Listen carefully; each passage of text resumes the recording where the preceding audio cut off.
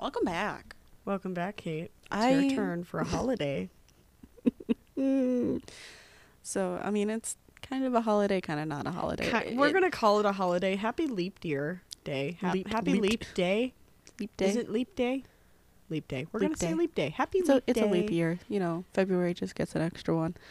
But, we couldn't actually find a murder that happened on Leap Day, so... There probably has been. Maybe. But I couldn't find one easily, so we went with the next best thing. Guess Richard. who was born on Leap Day? Richard Ramirez, the Night Stalker, who has been the bane of my fucking existence for the last week and a half, and I... You could have said no. I asked if you wanted it or not, because if you didn't want the Night Stalker, you would have just had to have done the main episode. Yeah, right. Well, you know what? I've been wanting to do the Night Stalker for a long time, and it's just that it happened to be, you know, for the Leap Day thing. But oh my God, was this man busy? Yeah. There's actually a section in her notes of just, there was so many murders that it's just like refer to the Wikipedia page for the list of victims. But I carried on, and I did it, and I'm going to tell you guys... God, okay, well, we're going to get into it. If I sound like I'm rushing, it is simply because there is just so... There's 14 fucking pages, people. And it is this kind of thing. Like, we're not one that, like, goes, like, heavily fucking in-depth. I think the last podcast on the left did, like, a really in-depth... They do, like, a storytelling kind of thing. Yeah. If not, there's so many documentaries...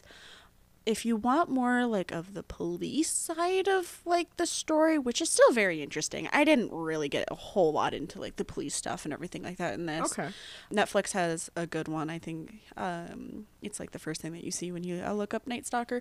Pretty good. He's really common. There's a lot of documentaries. Yeah, he was a very if I miss something, household name of serial killer status. So, if I miss something, I apologize. I'm not getting too into it. I did kind of get into his background because... Holy hell. The hand motions, Hand motions, All right. I'm going to refer to him as Richard. Which is not commonly something we do for killer people. But Ramirez is just one of those ones where you don't want to say that last name a whole lot. It gets tongue twister for me. But he was technically born Ricardo Leve Munoz Ramirez. I butchered that. Don't care. I wanna play the game. He's a murderer. I don't care if I butcher his name. I'm just real.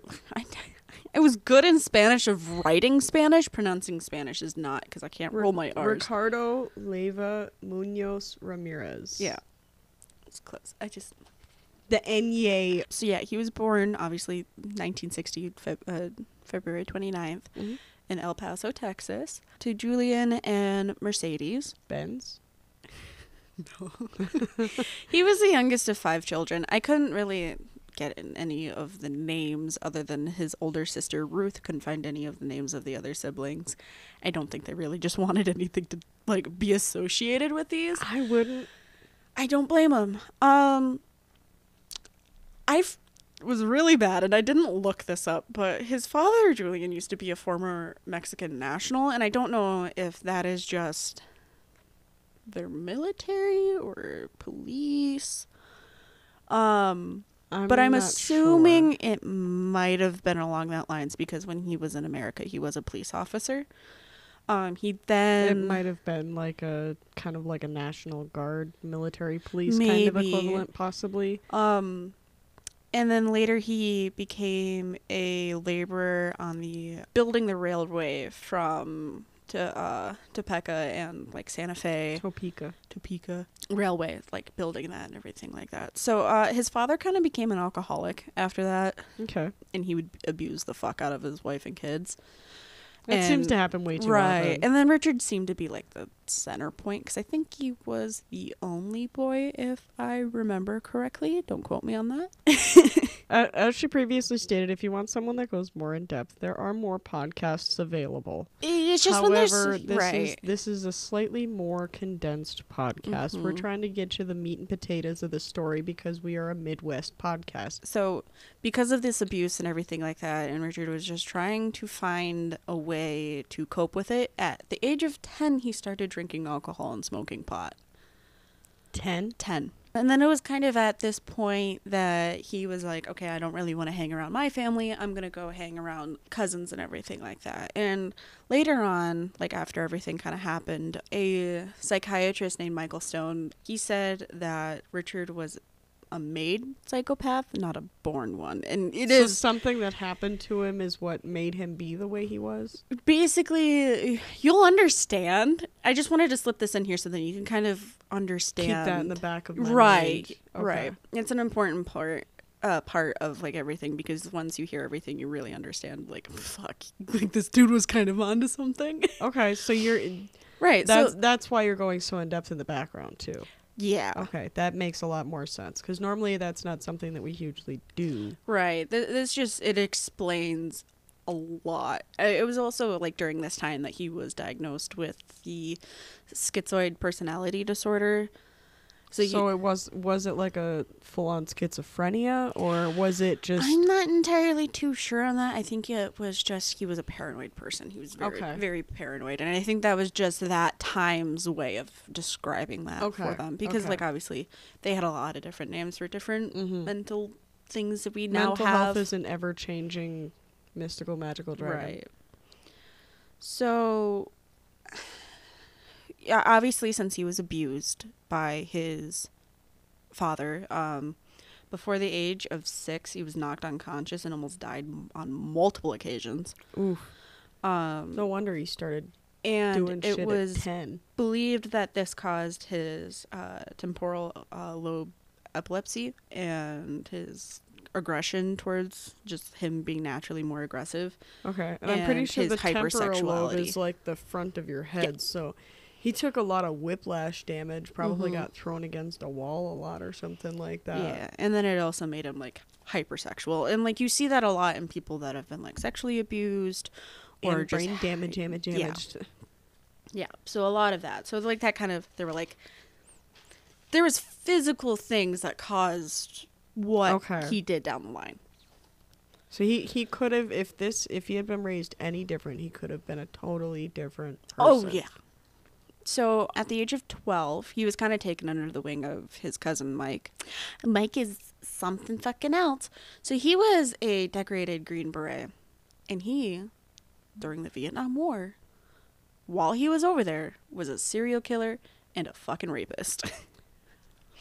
Well, I wonder why Richard turned out the way he did. Right, so this person is their influence. Okay, so... Mike would literally brag to anyone that he could about the war crimes that he was committing. And just to mention outright, they were war crimes. Yeah. And not all soldiers or Green Berets or anything did that. Like, right. He knew he was doing wrong. He had Polaroid pictures of his victims. And in some of them, it would be him while he was actively raping them. It will also be the ones that he murdered. Decapitated and dismembered. And this is all stuff that Richard was seeing as he was growing up. Yeah, and he got taken under the wing at 12, so peak time to start puberty. Right, and when asked about this and how it influenced him, Richard would even say that he wasn't repulsed, but that he was actually, like, intrigued by these images. That was his introduction to sexuality. Right, but, like, obviously, he wasn't living with his cousin, but he was just kind of going there, like, every day. So Richard was present on May 4th, 1973, when Mike shot his wife, Jessie, in the face with a handgun during an argument. Mm-hmm. Then you're going to get mad. Mike was found not guilty. What? By insanity attributed to PTSD from the war.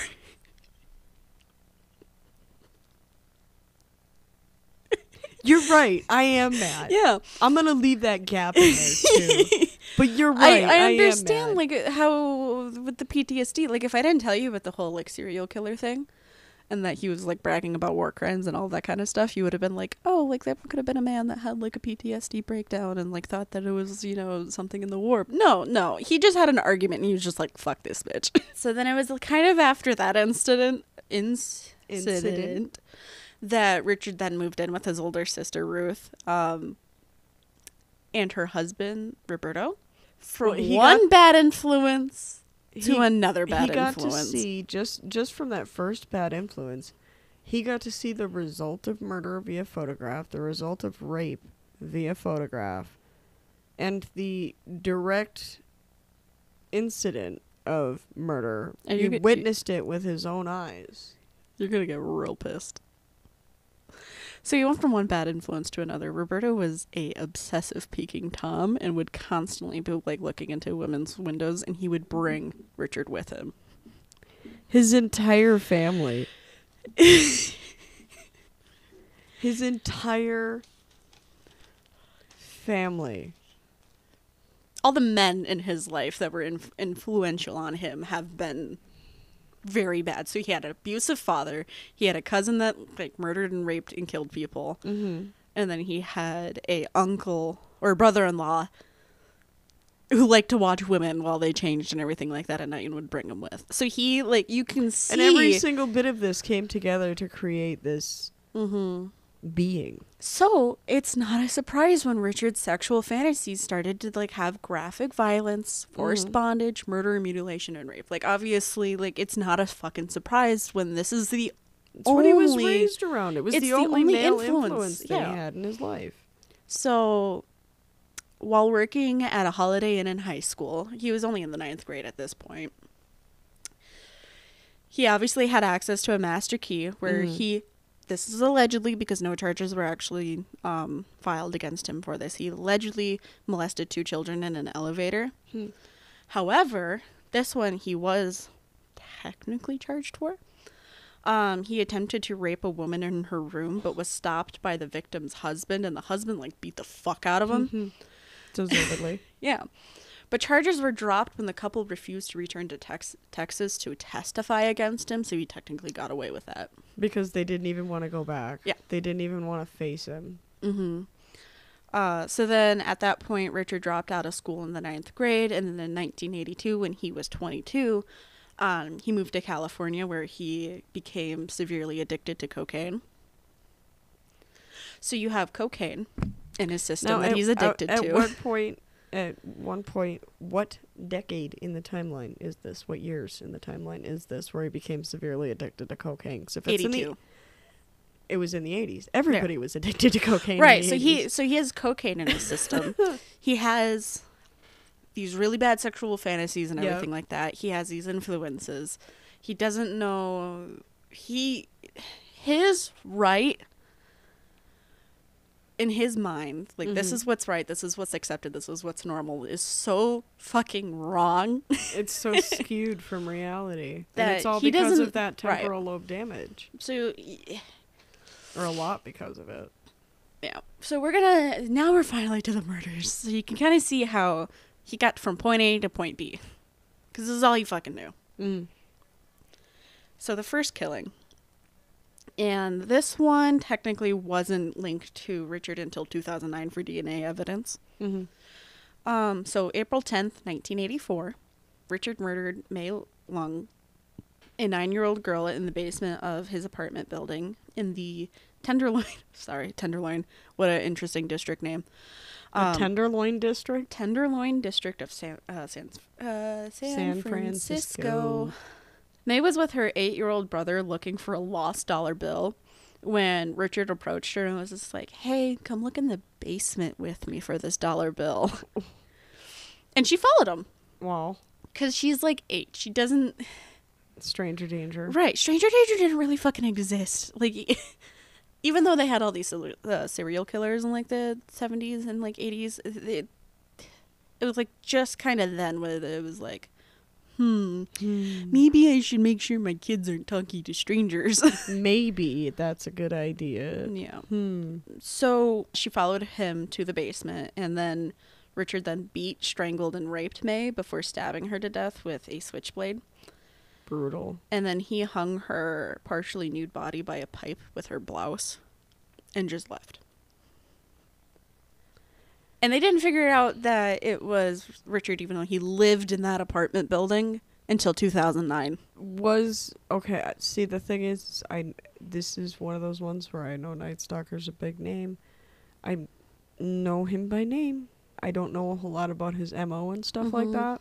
Did he have a particular MO that would have Or were they all kind of a little bit different that they wouldn't have tied it to him so easily? They might not have thought, oh, well. Well, this happened before. Yeah, exactly. So like, afterwards, when they're looking back on it, like, did he always, like, tie them up by a piece of clothing or something like that? Or were it was there not always, consistent at all. There was always different details. Yeah. So it probably would have just been really hard to put 2 and 2 together on that. Honestly, with how they caught him, like, you're going to be pissed. How many times am I going to be pissed Very. this episode? I can't even do the angry eyebrows because Nugget fell on my face and cut open my eyelid. I'm just sitting here with my eyes closed for the most part. Okay, so that happened in April. 1 month kind of gap.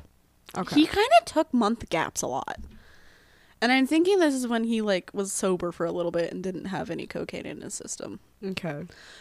So, June 28th, 1984, 79-year-old Jeannie Vinco was found murdered in her apartment in Glasswell Park, LA.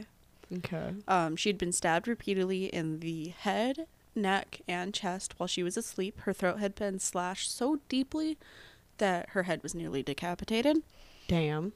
I'm going to explain all of these crimes because we already know Richard did these, so I'm going to just evidence-wise of, like, what they found of his and everything like that. So a fingerprint was found, a single fingerprint was found on a screen window. No, he snuck in a lot, didn't he? Yeah, so this is kind of where the MO of him breaking in Okay. kind of came from, and where they were able to, like, piece this to his MO, kind of. Because he would rob victims to pay for his rent and drug addiction, obviously. Okay, this was kind of a brutal murder that kind of put it on the radar. Okay. 9 months later, in 1985, March 15th, Richard attacked 22-year-old Maria Hernandez outside her home and Horrendous. and shot her in the face with a .22 handgun. Oof. She survived that, by the way. 22s aren't super powerful, but still They they were can so do some common. damage. Mm-hmm. They can still do some damage. Oh, one in the right place, you're dead. Mm. She survived when the bullet ricocheted off of the car keys that she had in her head. Fucking lucky. But she played dead until Richard left. Good call. And then he went inside because he kind of scoped out the houses before he broke into them. So he knew that 2 people lived in this house. Okay. So inside, 34-year-old Daily Ozaki. Are we playing the game again? No, I know this one. What's the name again? Daily Ozaki. Akazaki, actually. I'm so proud of you. She heard the gunshot and, like, kind of ducked behind the kitchen counter. Right. When she heard Richard, like, open the door and, like, walk into the kitchen. And Okay. then she kind of, like, poked out a little bit to see, and he saw that, and he shot her in the head, killing her instantly. And then he kind of robbed the place and left. Okay. And then literally went to a nearby park and killed a 30-year-old woman who was in the park. Just because? How Yeah. dare you be here? All 3 happened in one day. Okay. And that was like the first Spree kind of. out of the whole thing. That's when they were like, oh, fuck. Like, we have... How many victims are we up to at this point? if you count May, Well, I feel like, yeah, she should be counted. 3 killed, 1 survived. Three killed, 1 survived. Okay, I'm gonna keep track. So then, March 27th, 1985, Richard entered the home that he had robbed a year before. Okay. Didn't hurt anybody, but had robbed. And killed 64-year-old Vincent Charles Cesara in his sleep by shooting him. And the gunshot woke his wife up, a 44-year-old named Maxine. Richard then beat and bound her, demanding to know where all the valuables were. And he went to go look for it, and Maxine had escaped her bonds. You're going to get really upset at this point. Oh, my God. Escaped her bonds while Richard was, ransacking the house, and she ran to her bedroom, and under her bed they kept a shotgun. Mm-hmm. And when he came back into the room to, like, demand to know where more valuables were, she pulled the trigger and didn't realize that the gun wasn't loaded. And he shot her 3 times, killing her. 5 victims. So if that gun was loaded, this could have been done and dead there. Done and over with, yeah. After shooting her 3 times, he got a knife and carved inverted crosses in her chest and then removed her eyes and put them in her jewelry box and then attempted to have sex with her body. But he was so shaken by the fact that she tried to shoot him that he couldn't get an erection. Good. And then he escaped through the window and jumped into a flower bed and left footprints. And that was like the big fucking thing of evidence that they were able to be like, okay, well, now we have something to kind of go against this guy. Right. Because he was really into like Satanism and everything like that. So that's one of the main themes that carries over across a lot of these, is that there's like satanic he does a lot of fucking pentagrams and inverted crosses on his victims. But I do feel like we've talked a little bit very briefly about Satanism, and I feel like this is a bastardization of it. Yes. It's the thing about any good belief system that's out there is that they don't say go out and massacre people. No. Kill the masses. Like, even Satanism. Mm-hmm. Satanism is a lot about, like, it's heavily about self-love and, like, that kind of stuff. But, I mean, do your own research. Right. So, this is where police kind of were like, okay, we have a serial killer.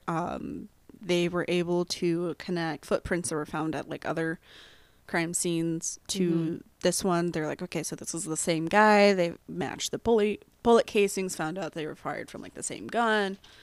So they were like, okay, this is one person doing all of this. Okay. So then May 14th, 1985, Richard entered the home of 66-year-old Bill Doy and his disabled wife, 56-year-old Lillian. Surprising Bill in his room, Richard shot him with his .22 as Bill was reaching into his bedside table for his own gun. He then beat the man until Bill blacked out, so like beat him unconscious. Okay. Because of Lillian's disability, she had a separate room. So Richard entered her room. He bound her with thumb cuffs. Not entirely sure. Well, yeah, so like her hands were bound. We'll just say if she was severely disabled, disabling her thumbs would be all he would have to do. It goes to show that he had done his research on his victims. Yeah. He then proceeded to rape her and then, ransack the house for valuables. Bill would later die in the hospital from his injuries. Lillian survived. So that's 6 victims, 2 survivors. Yeah. So then May 29th, Richard stole a car and drove to a different city and then stopped at a house of Mabel Bell, 83, and her disabled sister, 81, Florence. He found a hammer in the kitchen and then he bludgeoned Florence in her bedroom and then bound and bludgeoned Mabel before using an electrical cord to shock Mabel. He then raped Florence and then used lipstick to draw a pentagram on her legs and the walls. The women were both found alive 2 days later, but both died from their injuries. I believe Mabel in July and then Florence in August. It's 8 victims, 2 survivors. I'm out of fingers. So then May 30th in Burbank, Richard entered the home of 42-year-old Carol Kyle at gunpoint. He bound Carol and her 11-year-old son with handcuffs, ransacked the house. He then made Carol show him where all of the valuables were, and then raped her, telling her not to look at him so that otherwise he would cut her eyes out if she did. Then he brought the son in. Okay. And bound both of them together and then left. So he didn't kill either there. So there's 2 more survivors. Okay. So July 2nd, 1985. Richard then entered the home of 75-year-old Mary Cannon, a widowed grandmother. While she was asleep, Richard beat her with the lamp that was on her bedstand and then stabbed her to death with a butcher knife that he found in the kitchen and then robbed her and left. And then 3 days later, July 5th, Richard broke into a home and bludgeoned 16-year-old Whitney Bennett with a tire iron as she slept. He then used the telephone cord from her bedside phone to strangle her, but then the phone cord started to spark, so he got freaked out, and he fled. Whitney survived, but needed 478 stitches to her scalp. Holy shit. And she said that Jesus intervened and saved her because she was like a really religious person. I can understand how you would believe that, but Mhm. realistically, it's only because he didn't unplug that phone cord from the wall. Yeah.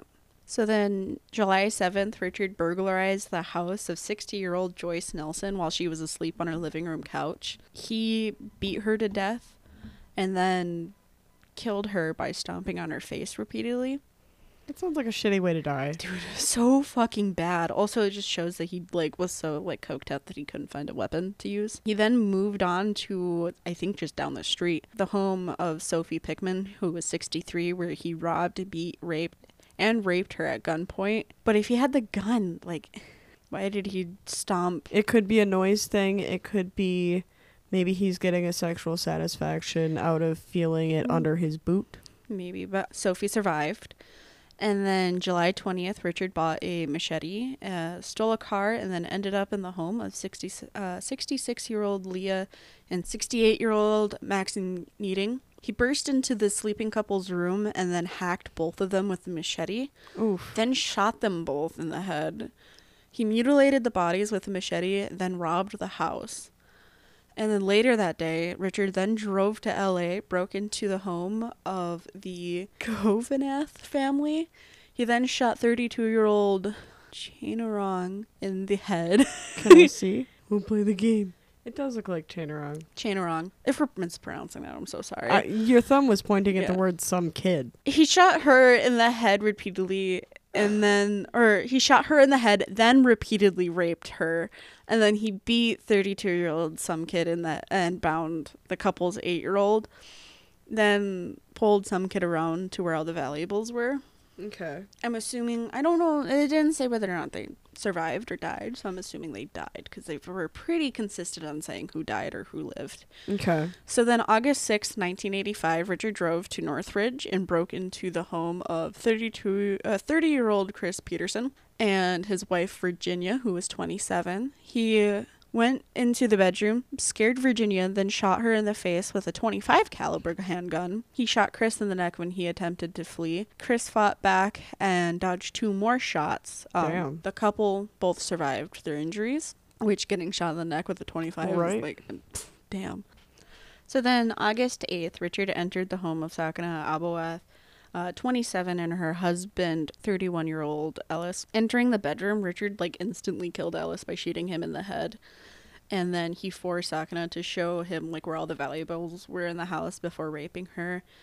And then she, started saying prayers, and he was just like, no, you should be swearing to Satan. Her 3-year-old son walked in that Richard didn't know was in the house, and he tied him up and continued to rape Sakina in front of him. Which is shitty. Right. Both mother and son ended up surviving. He didn't really do anything, just kind of raped her and left. It was at this time a lot of news coverage started happening. Okay. And Richard kind of saw they're I'm actually on TV. covering this shit. So he's just like, I need to get the fuck out of LA, and went to right. San Francisco. So then That's a huge difference. Right. So then August 18th, he entered the house of 66-year-old Peter Pan and his wife, 62-year-old Barbara Pan. Oh, does Wendy know? Oh, shit. Could you imagine if you married a girl named Wendy? That'd be fucking great. He shot Peter in the temple and then beat and raped Barbara. He then shot her in the head and used her lipstick to draw a pentagram on the wall, and then also wrote Jack the Knife. At many of the crime scenes, they found the footprint from a Avia shoe. So detectives were like, okay, well, this isn't really that common of a shoe. So they contacted the manufacturer of the shoe, and then they found out only 6 pairs were made in the size 11.5, which is the same shoe size that Richard had. It's kind of crazy though that at that time they were not a very popular shoe, but now they're all over the place. 5 of the pairs of sneakers were sent to Arizona, and only 1 pair was sent to LA. So after seeing a press conference about the shoes, Richard dropped his sneakers over the side of the Golden Gate Bridge and got a different pair of shoes. Okay. And then after a attempted robbery where he tried to go break into somebody's house, but a person was walking out of the house to go into their car, and he was like, oh fuck. Oh hey, I wasn't just trying to break in and rob and kill and stab you. Right. So the witness was actually able to get a partial license plate number on the car that he was driving. Ooh. The same night, Richard broke into the house of 30-year-old Bill Carnes and his fiancée, 29-year-old Inez Erickson. He shot Bill 3 times. He turned to Inez and called himself the Night Stalker. So that's where he got the nickname from? Yeah, so that's where he first started to call himself that. He beat and raped her before robbing the house and telling her to tell the police that the Night Stalker was here. The couple survived. Richard was... So at this point, they took that single fingerprint that they had found on that window. Okay. And they took the shoe size and like they were able to kind of narrow down like who bought that pair of shoes from like the one shop, and they're like, okay, it was this dude Richard. So he was identified by his shoes and a single fingerprint. So now we're done with the fucking murders. We're done. Jesus. So many. And that was in such quick succession, too. Oh, yeah. It was like literally in a fucking like year and a half that it was just like bam, one after the other. So August 30th, Richard took a bus to Tucson, Arizona, where his brother was. So he did have a brother. I lied in the beginning. Sorry. He was not the only son. How dare. Fucking liar. But when his brother wasn't home, he was just like, fuck it, I'm not staying here. So he returned to LA. Okay. He walked past a group of police officers who were sitting there staking out the bus terminal in hopes of catching the killer trying to leave the city. Okay. Because they like knew that the dude was like onto him and everything like that. And he walked into a convenience store and a group of Hispanic women fearfully shouted El Matador, which I'm pretty sure The bull. Yeah. So Ramirez, after hearing that, he fled. Also, after seeing his face on a newspaper that was like sitting in the casual newspaper. Yeah. Well, he was in a convenience store, so they had like the newspaper stand where you could like put a quarter in and get one. So he saw his face on the front page. So he's like, "Ah, fuck, I gotta get out of here." So while these cops are still at the bus station that is just literally fucking across the street, he goes and he tries to carjack a car. But a crowd of people recognized him, and they just like this huge fucking crowd of people. I think there's a video of this actually. Huh. And he was taken down by a crowd of fucking people. Just random people that were just and like, then, oh shit, there he is. Police Get saw him. the commotion because they're like, we have the Night Stalker, we have the Night Stalker. And the police are like, what? But he's supposed to be leaving on a bus. And so they come over and they like arrest him finally after hearing all the commotion. Literally just down the street. Wow. He had a trial. I didn't write down the dates. I really should have. But he had like 2 trials technically. In the first trial, they had to stop it because one of the jurors, her name was Phyllis, was shot and killed, and people believed that Richard somehow like got out and did it. It was probably his cousin. However, it turned out to be a murder suicide by her boyfriend. Oh. He just like killed her and then like went to somewhere else and killed himself. So Richard's convictions: 43 charges,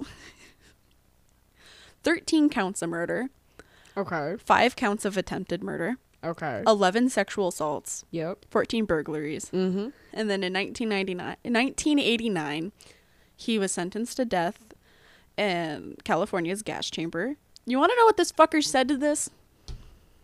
And honestly, it's a fucking great quote. Kind of like, Jesus fuck. What did this fucker say? Big deal. Death always went with the territory. See you at Disneyland. Oh.